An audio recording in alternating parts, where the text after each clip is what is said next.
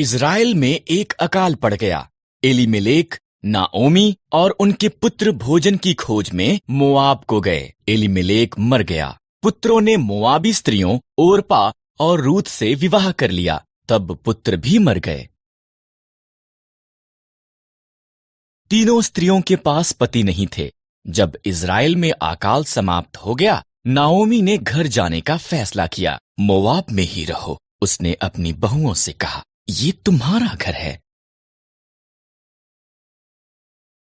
ओरपा वहीं रही, पर रूथ ने कहा, जहां भी आप जाओ मैं जाऊंगी। आपके लोग मेरे लोग होंगे, आपका परमेश्वर मेरा परमेश्वर होगा। रूथ और नाओमी इकट्ठे वापस इज़राइल को गईं। ये इज़राइल में फसल के कटने का समय था। नाओमी ने रूथ से कहा कि वो जाकर खेत में काटने वालों के पीछे फसल को बीन ले। खेत एलीमेलेक के संबंधी बोअज का था। बोअज रूथ के पास आया। तुम नाओमी के साथ बहुत अच्छी रही हो, बोअज ने कहा।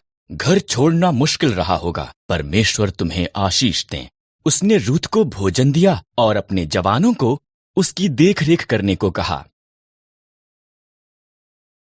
रूथ ने नाओमी को बताया कि क्या हुआ था। नाओमी मुस्कुराई। जब कोई मरता है, उसका निकट संबंधी उसके परिवार की देखभाल करता है, वो व्यक्ति। इसलिए रूथ बोअज के निकट रही। वो हर दिन उसे और ज्यादा पसंद करने लगा।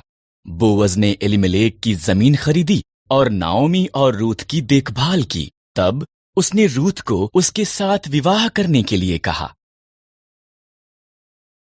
रूथ से एक पुत्र ओबेद पैदा हुआ। ओबेद का पुत्र यिशै था। यिशै का पुत्र दाऊद था और दाऊद इज़राइल का महान राजा बन गया। इसलिए परमेश्वर ने रूथ को आशीष दी, ठीक जैसा कि बोअज ने प्रार्थना की थी।